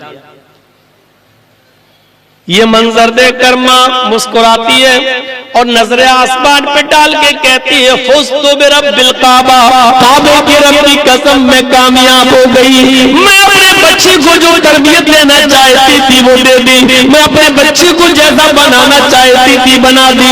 मैं यही देखना चाहती थी कि मेरा बच्चा पानी लेकर इस्तिंजा करने जाता या नहीं, बैठकर पेशाब करता या नहीं, एक सुनसान जगह पे जाता या नहीं। उस बच्चे को नहीं मालूम कि पेशाब अलग करना चाहिए, क्यों करना चाहिए, शर्मगाह किसके सामने खोलना चाहिए, किसके सामने नहीं। उस मासूम से बच्चे को क्या मालूम मेरे भाइयों। लेकिन वो अलग जाता है, बैठता है, पेशाब करता है और पानी का प्याला अपने ऊपर डाल लेता है। और माँ समझ रही है कि मैं अब कामयाब हो गई, मैं अपने बच्चे को जो तरबियत देना चाहती थी मैंने दे दी। ये माएँ क्या तरबियत देंगी जो अपने बच्चों की पैंट की चैनें खोलकर खुद नालियों में खड़े होकर पेशाब करवाती है। इनके बच्चे आगे चलकर क्या करेंगे, क्या बनेंगे। जो बच्चा माँ के पेट से और माँ की पैदा होने के बाद माँ की गोद से तरबियत नहीं पाता, माफ कीजिएगा वो BA और MA करने के बाद भी खड़े होकर पेशाब करता हुआ नजर आएगा। हाँ, आप लोगों में से भी बहुत से पढ़े लिखे लोग होंगे, BCom MCom CA किए हुए होंगे, अच्छी डिग्रियों के मालिक होंगे, लेकिन खड़े होकर पेशाब करने वाले होंगे। मेरी बात आपको बुरी लग रही होगी, लेकिन सच्चाई यही है कि जो बच्चा अपने माँ की गोद से और अपने पेट से बाहर आने के बाद माँ की गोद से तरबियत नहीं पाता, वो बच्चा स्कूल और यूनिवर्सिटियों में रहकर भी तरबियत नहीं पा सकता है। सुल्तान डाकू को सुल्तान डाकू को पकड़ा गया, गिरफ्तार किया गया और कुछ दिनों के बाद उसको फांसी की सजा हो जाती है। जब उसको फांसी की सजा होने लगी तो उससे पूछा गया तुम्हारी आखिरी ख्वाहिश क्या है? उसने कहा मुझे अपनी मां से मिलना है। जब मां को सामने लाया गया तो जल्लाद फांसी देने वाले ने कहा लीजिए तुम्हारी मां आ गई है। उसने कहा आप कुछ बात करना चाहते हो, कोई और तुम्हारी ख्वाहिश है? उसने कहा मेरी ख्वाहिश है लेकिन तुम पूरी नहीं करोगे। पूछा गया क्या ख्वाहिश है? जब मां को बुला लिया तो अब क्या ख्वाहिश है? उसने कहा मेरी है ख्वाहिश लेकिन तुम पूरी नहीं करोगे। कहा पूरी करने की होगी तो जरूर करूंगा, बताओ आखिरी वक्त में तुम अब क्या चाहते हो? सुल्तान डाकू जवाब देता है मैं चाहता हूं कि मुझसे पहले मेरी मां को फांसी दी जाए, मैं अपनी मां को फांसी के फंदे में लटकता हुआ देखना चाहता हूं, उसके बाद मुझे फांसी दी जाए। पूछा गया ऐसा क्यों कह रहे हो? कहा मुझे फांसी के तख्ते पर ले जाने वाली ये मेरी मां है। कहा ऐसे क्यों बोल रहे हो? कहा जब मैं छोटा था 5 साल का 6 साल का, मेरी मां ने मुझे सिक्का दिया था कि बेटे का अंडा खरीद के लाओ। मैं अंडा लेने गया, मैंने अंडा खरीद लिया, दुकानदार ने कहा पैसा दो, मैंने कहा दिया तो था, हालांकि मैंने नहीं दिया और दुकानदार ये समझा कि पैसा दे दिया होगा, बच्चा झूठ थोड़ी बोलता। मैं पैसा बचाकर और अंडा लेकर आ गया, माँ को अंडा भी दिया और पैसा। तो माँ ने कहा पैसा तुम कैसे बच गया? कहा मैं ऐसे ऐसे करके लाया, मेरी माँ ने मुझे सीने से लगाया और थपथपाया, शाबाश बेटा इस तंगस्ती में तुमने ये पैसा बचाकर बहुत अच्छा किया। यहीं से मेरी हिम्मत खुली, पहले मैं अंडे चोरी करने लगा, फिर धीरे धीरे मुर्गी चोरी करने लगा, फिर एक बहुत माहिर चोर बन गया, माल कमा कमा कर अपने माँ के सामने डालने लगा, यहाँ तक कि फिर मैं डाकू बन गया और डाकू बनने के बाद फिर जो माल नहीं देता था हम उसका मर्डर कर दिया करते थे और उसका माल छीन लिया करते थे। बिलाखिर में पकड़ा गया, मुकदमा चला, फांसी की सजा दी गई है। आज मैं फांसी के तख्ते पर पहुंच रहा हूं तो अपनी माँ की वजह से। अगर इसने पहले जिस दिन में अंडा लेकर आया था इसने पैसा मेरे हाथ में देकर एक थप्पड़ मारा होता मेरे गाल पर और मुझे लेकर दुकान पे गई होती और दुकानदार का पैसा दुकानदार को दिया होता तो आज मैं इतना बड़ा डाकू न बनता, आज मैं इतना बड़ा चोर न बनता और आज मैं फांसी के तख्ते पर नहीं चढ़ता। मेरे इस फांसी के फंदे पर पहुंचाने वाली मेरी माँ है, इसलिए इसको पहले फांसी दी जाए उसके बाद मुझे दी जाए।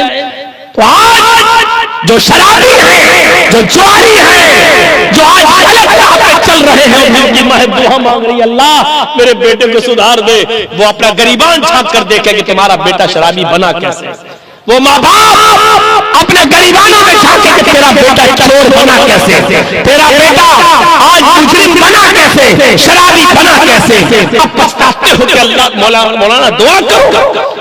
रात के 12-12 बजे तक आपकी बेटी इंस्टाग्राम चलाएगी, मोबाइल चलाएगी और फिर एक दिन आपके घर से सोना चांदी लेकर एक गैर मुस्लिम लड़के के साथ फरार होकर किसी मंदिर में जाके सिंदूर लगा के शादी कर लेगी और बाद में तुम कहोगे कि मौलाना बहुत बुरा हुआ। अपने घर के दरवाजे बंद करके कहोगे कि मेरे लिए मर गई है। ये तो सोचो कि वो गैर मुस्लिम लड़के के साथ गई कैसे। तुम्हारी तरबियत में क्या कमी रह गई, तुम्हारी तालीम में क्या कमी रह गई, तुम्हारी शिक्षा में क्या कमी रह गई। आज गैर मुस्लिम लड़के उसके दोस्त बने तो कैसे बने। आज उसके फेसबुक पे उसके गैर मुस्लिम लड़के दोस्त हैं तो क्यों हैं। वो व्हाट्सएप पर गैर मुस्लिमों से बातें करती है तो क्यों बातें करती है। क्या इसमें तुम्हारा कोई किरदार नहीं है? क्या तरबियत दी है तुमने अपनी बेटियों को, अपने बेटों को। इसमें हम और आप भी जिम्मेदार हैं। वला तउकन्न वालिदैन वला ततरुकन्न सलातन मकतूबतन मुतअम्मिदन। हजरत उमर फारूक फजर की नमाज पढ़ा रहे हैं, पहली रकात में अबू लूलू छिपा बैठा है, कंबल से मुंह छिपाए हुए, नेजा लिए हुए, नेजे में जहर लगा हुआ है। जैसे हजरत उमर ने नमाज के लिए नियत बांधी अल्लाहु अकबर, और सहाबा ने पीछे नियत बांध ली, अल्लाहू अकबर। उसने मौका देखा, नमाज की हालत में तो कोई इधर उधर देखता नहीं है, छिपा बैठा था, मिंबर के पास आया और उसने नेज़ा हज़रत उमर फारूक के पेट में मार दिया। यहाँ घुसता है नेज़ा, उसने जब निकाला तो यहाँ तक पेट फट जाता है, थोड़ा खून गिरा और बेहोश हो गए। चाय वाले बैठ जा, बैठ जाओ या उधर जाओ, सामने आके बेच रहे हो, नहीं उधर जाके बेचो ना, उस तरफ चले जाओ, जाओ, उसका भी रोजी रोटी है तो उधर जाके करो, सामने ना करो। तो मेरे भाइयों गौर करो, ये पेट फट गया यहां से यहां, बेहोश हो गए। अबू लूलू भागना चाहा, एक सहाबी ने नमाज तोड़कर उसके ऊपर कंबल फेंका, उसका पैर उलझ गया, वो वहीं गिरा। उसने सोचा मैं पकड़ा गया और मैं कत्ल कर दिया जाऊंगा, इसलिए उसने वही नेज़ा अपने पेट में मार लिया और खुदकुशी करके मर गया। हजरत उमर फारूक को घर लाया गया, जब उनको होश आया खून इतना गिर चुका था, अभी नमाज नहीं पढ़ सके थे, पहली रकात में थे कि बेहोश हो गए। दूध पिलाया गया, मुंह से दूध पी रहे, पेट से निकल गया। शहद पिलाया जा रहा है, मुंह से पीते पेट से निकल जाता। पानी पिलाया गया, मुंह से पीते पेट से निकल जाता। किसी ने कहा अमीरुल मोमिनीन मैं पानी लाया हूं, वुजू बना लीजिए और लेट कर नमाज पढ़ लीजिए, अभी आपकी नमाज नहीं हुई है, फजर की नमाज में थे। अच्छा, ओ अभी नमाज नहीं पढ़ी? कहा नहीं। जल्दी से वुजू बनाया, पेट पे कपड़ा बांधे हुए थे, कहा मुझे खड़ा कर दो। वुजू बनाने के बाद उनको खड़ा कर दिया गया। कहा अमीरुल मोमिनीन इस हाल में तो बैठ के पढ़ लो, लेट के पढ़ लो, खड़े होके पढ़ेंगे और वजन पड़ेगा, ब्लड और ज्यादा बहेगा। फरमाया मैंने अल्लाह के नबी की ज़बान से सुना है, जब तक खड़े होकर पढ़ने की ताकत हो खड़े होकर पढ़ो, और जब खड़े होकर पढ़ने की ताकत ना हो तो बैठ के पढ़ो, बैठ के भी ना हो तो लेट के पढ़ो, और लेट के भी पढ़ने की ताकत ना हो तो इशारों से पढ़ो, यानी पढ़ो हर हाल में। तो मेरे अंदर अभी खड़े होने की ताकत है। फिर उन्होंने खड़े होकर 2 रकात नमाज पढ़ी, और नमाज पढ़ने के बाद जो तारीखी जुमला अपनी ज़बान से अदा किया, फरमाया ला अज़्ज़ा फिल इस्लामी लिमन तरका सलाह। मुअत्ता इमाम मालिक पढ़िए, हजरत उमर ने फरमाया अगर किसी का पेट फट गया हो, खाना पानी पेट से निकल रहा हो, लेकिन होश में हो और इस हाल में भी नमाज का टाइम आ जाए, तो इस कंडीशन में भी उसको नमाज पढ़ना पड़ेगी। खाना पेट से निकले, पानी पेट से निकल रहा हो, शहद पेट से निकल रहा हो, जो चीज खाओ पेट से निकल जाए, लेकिन होश में हो, इस हाल में भी नमाज पढ़ना पड़ेगी। अगर किसी ने इस कंडीशन में होश में होने के बावजूद भी नमाज छोड़ दी, ला हज़्ज़ा फिल इस्लामी लिमन तरका सलाह, उस आदमी का इस्लाम में कोई हिस्सा नहीं। इस हाल में भी जब माफ ना हो तो हम और आप अपने बारे में जरा सोचें, अब कैसा लग रहा है? आगे जुमे के दिन नमाज पढ़ने, सऊदी अरब का रुमाल डाल लिया, जन्नतुल फिरदौस खुशबू लगा ली, नहा धो के 12 बजे आके मस्जिद में बैठ गए, पहली सब में ठोंका ठोंक सजदे पे सजदे। शनिचर गायब, इतवार गायब, सोमवार गायब, मंगल गायब, बुध गायब, जुमेरात गायब, जुमे को पहली सब में बैठ गए, नहा धो। अस्सलाम वालेकुम मौलाना साहब, अस्सलाम वालेकुम। कितना बड़ा मुसलमान, ऐसा लग रहा है जैसे अल्लाह पर कितना बड़ा एहसान करके आया बेचारा। जुमे की नमाज पढ़ के क्या आया, लग रहा है जैसे वो और तीर मार के आया है, अपनी जान को जोखिम में डाल के आया है। जुमे की पड़ी, जुमे के दिन की फजर गायब। माँ खुश, मेरे बेटे ने आज जुमे की नमाज पढ़ ली, बाप खुश, मेरा बेटा जुमा पढ़ के आया। सोचो, यहां फजर की नमाज, पेट फट गया, खाना पानी दूध सब पेट से निकल रहा है, फिर भी खड़े होकर नमाज पढ़ रहे हैं और कह रहे हैं कि ला हज़्ज़ा फिल इस्लामी लिमन तरका सलाह। इस हाल में भी अगर कोई नमाज नहीं पढ़ता और होश में है तो उसका इस्लाम में कोई हिस्सा नहीं। सोचो, ला ततरुकन्न सलातन मक्तूबतन मुतअम्मिदन, ये तीसरी चीज है। अगर कोई फर्ज नमाज कसदन जानबूझकर छोड़ देता है तो उसका इस्लाम में तो फ़इन्न मन तरक सलातन मक्तूबतन मुतअम्मिदन फ़क़द बरियत मिन्हु ज़िम्मतुल्लाह, तो अल्लाह की कोई जिम्मेदारी नहीं है कुछ भी हो। और आओ चौथी चीज, हमारे यहाँ का नासूर, हमारे मुआशरे का नासूर क्या है? वला तशरबन्न खमरन फ़इन्नहु रासु कुल्लि फ़ाहिशतिन, शराब मत पीना इसलिए कि वो तमाम बुराइयों की जड़ है। नौजवानों, आज की ये नस्ल कितनी तेजी के साथ शराब की तरफ दौड़ रही है। रसिया बन चुके हैं हम शराब के, दिलदादा हो चुके हैं हम शराब के। हमारा मुआशरा शराब की चपेट में आ चुका है। नौजवान शराब पीने को फख्र समझता है, जबकि शराब तमाम बुराइयों की जड़ है। अगर यकीन न हो तो सुनन नसई की वो रिवायत सामने रखिए। अल्लाह के नबी सल्लल्लाहु अलैहि वसल्लम ने उस वाक़े को बयान किया है। हजरत उस्मान हदीस ये रावी है, फरमाते हैं कि अल्लाह के नबी सल्लल्लाहु अलैहि वसल्लम ने बनी इस्राइल के एक आदमी का जिक्र किया, पुराने जमाने के एक आदमी का जिक्र किया। बड़ा नेक था, बहुत आबिद था, इबादत गुजार था, बहुत नेक था वो, लेकिन कपड़े का बिजनेस करता था। कपड़े का बिजनेस करता था वो।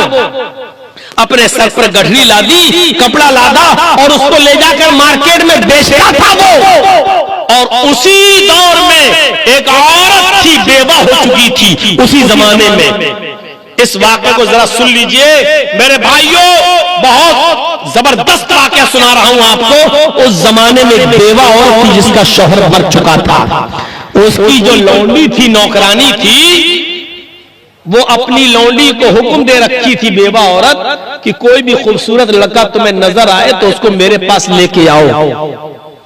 तो उस लौंडी ने, नौकरानी ने अपनी मालिकन को, बेवा को बताया कि एक इमाम साहब हैं, बुजुर्ग हैं, लेकिन हैं बहुत खूबसूरत नौजवान, कपड़े का बिजनेस करते हैं। का अच्छा, उनको मेरे पास लेकर आओ। का ऐसे नहीं आ सकते, उनको कहो कि तुम्हें मेरी मालिकन बुला रही है, किसी गवाही के सिलसिले में तुमको एक गवाही देना है और तुम उस वाक़े के सच्चे गवाह हो। मैं चाहती हूं कि किसी मजलूम की मदद हो जाए और बेचारे को उसका हक मिल जाए। ये लौंडी इमाम साहब से, उस नौजवान से कहने लगी, नेक आदमी से, कि हमारी मालिकन तुम्हें बुला रही है और किसी गरीब आदमी की गवाही तुम्हें देना है। अगर तुम गवाही दे दोगे तो बेचारे का फायदा हो जाएगा। एक जालिम ने उसके ऊपर जुल्म किया है, तुम उस मौके पर गवाह थे वहां। इन्होंने कहा, यार मैं कब गवाह था, क्या था? कि चलिए हमारी मालिकन आपको बता देंगी, आप तो नेक आदमी हैं, आपको किस बात का डर? का चलो। ये उस लौंडी के साथ चल दिए। कहा कि ये दरवाजा है, आप अंदर जाइए, हमारी मालिकन अंदर बैठी हुई है। ये जैसी दरवाजे के अंदर दाखिल होते, ये दरवाजा बंद। आगे दूसरा दरवाजा है, दूसरा दरवाजा खोलते हैं, आवाज अंदर से आती है, अंदर आ जाओ। जैसे ये दूसरे दरवाजे के अंदर जाते हैं, दूसरा दरवाजा बंद। ये तीसरे दरवाजे पर पहुंचते हैं, आवाज आती है, इस दरवाजे को खोलो। मैं इसी दरवाजे के अंदर हूं। उन्होंने उस दरवाजे को खोला, सामने क्या देखते हैं? खूबसूरत हसीन जमीला औरत। उसने कहा, आइए और बैठ जाइए। वो बैठ गए। कहने लगी कि मैं किसी गवाही के लिए आपको नहीं बुलाई हूं, न मेरे पास कोई गवाही है देने के लिए, कुछ नहीं। मैं तो बेवा हूं, मेरा शौहर मरे हुए इतने साल हो चुका है और मैंने दूसरी शादी नहीं की है। मेरे कोई बच्चे भी नहीं है। मैं जवान औरत हूं, मुझे जरूरत है नौजवान की, इसलिए मैं तुमसे अपनी प्यास बुझाना चाहती हूँ। उदुनु मिन्नी, आइए और मेरे करीब होकर मेरी ख्वाहिश को पूरा कीजिए। इनका तो पैरों के नीचे से जमीन सरक गई है। क्या कह रही हो? तुम्हें मालूम है? उसने कहा, मैं जानती हूँ कि तुम बहुत नेक आदमी हो, सब कुछ हो, लेकिन ख्वाहिश नफ्स तो सबके पास होती है। मुझे तुम जैसे नौजवान की तलाश है और तुम्हें मेरे साथ ये काम करना होगा।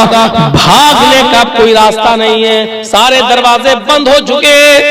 अगर तुम यहाँ से चीख पुकार कर भागोगे तो मैं भी चीखूंगी और बाहर लोग खड़े होंगे, पकड़ लेंगे। मैं उल्टा इल्जाम तुम्हारे ऊपर लगा दूंगी। इनके पास भागने का भी अब रास्ता नहीं है, लेकिन बोले नहीं, मैं बिल्कुल करीब नहीं हूं, हो सकता तुम्हारे। उस औरत ने कहा तब फिर इधर आइए। वो और अंदर ले गई। जब उसने एक और दरवाजा खोला तो क्या देखते हैं, ये नौजवान शख्स के वहां एक खूबसूरत छोटा सा बच्चा बैठा हुआ है, और वही टेबल के ऊपर लकड़ी की बनी हुई एक मेज के ऊपर शराब की एक बोतल रखी हुई है। वहीं पर ले जाती है और कहती है, हाय नौजवान, चलो मैं तुम्हारी इस बात को और आसान कर देती हूं। आज तुम्हें एक गुनाह तो करना है, ये शराब की बोतल है, ये शराब पी लो, मैं छोड़ दूंगी, या इस लड़के को कत्ल करो, मैं तुम्हें छोड़ दूंगी, या फिर मेरे साथ मेरा मुतालबा पूरा करो, मेरी ख्वाहिश पूरी करो, जिना करो मेरे साथ, मैं तुम्हें छोड़ दूंगी। 3 गुनाह में से कोई एक काम करो, मेरे साथ मिल लो जाओ, या शराब पी लो जाओ, या इस लड़के को कत्ल कर दो। जान बचाना जरूरी है, शिर्क नहीं करवाया जा रहा है, और जान बचाना भी फर्ज है। अगर शिर्क करने के लिए बोलती तो अपने आप को कत्ल करा लिया जाता, लेकिन शिर्क करने के लिए नहीं बोल रही है, एक गुनाह करने के लिए कह रही है। अब इन्होंने सोचा कि इनमें से सबसे छोटा गुनाह कौन सा, वो कर लो और अपनी जान बचा लो। सोचा कि अगर इस बच्चे को कत्ल करता हूं तो ये बड़ा गुनाह है, इसके साथ जिना करता हूं तो ये भी बड़ा गुनाह है, और जिना से बड़ा गुनाह तो कत्ल है। इस बच्चे को मैं कैसे कत्ल कर दूं, ये भी नहीं करूंगा। शराब पीना भी गुनाह है, लेकिन जिना से और कत्ल से छोटा है, इसलिए शराब पी लेता हूं, छोटा गुनाह कर लेता हूं बड़े गुनाह से बचने के लिए। कहा ठीक है, लाइए मैं शराब पी लेता हूं। उस औरत ने शराब उड़ेल दी। उस शराब के अंदर पहले ही से कोई ऐसी चीज मिला रखी थी जो और ज्यादा नशावर थी। जैसी शराब पीते इनको थोड़ा सा लुत्फ लगता है, शराब का टेस्ट जब इनको लगता है तो इन्होंने मेज के ऊपर शराब का प्याला रख दिया।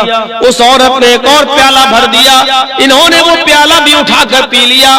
जैसे प्याला रखा उसने एक और प्याला भर दिया और कहा ये भी पियो। इन्होंने एक और प्याला पी लिया, और जब पी लिया तो नशा आने लगा।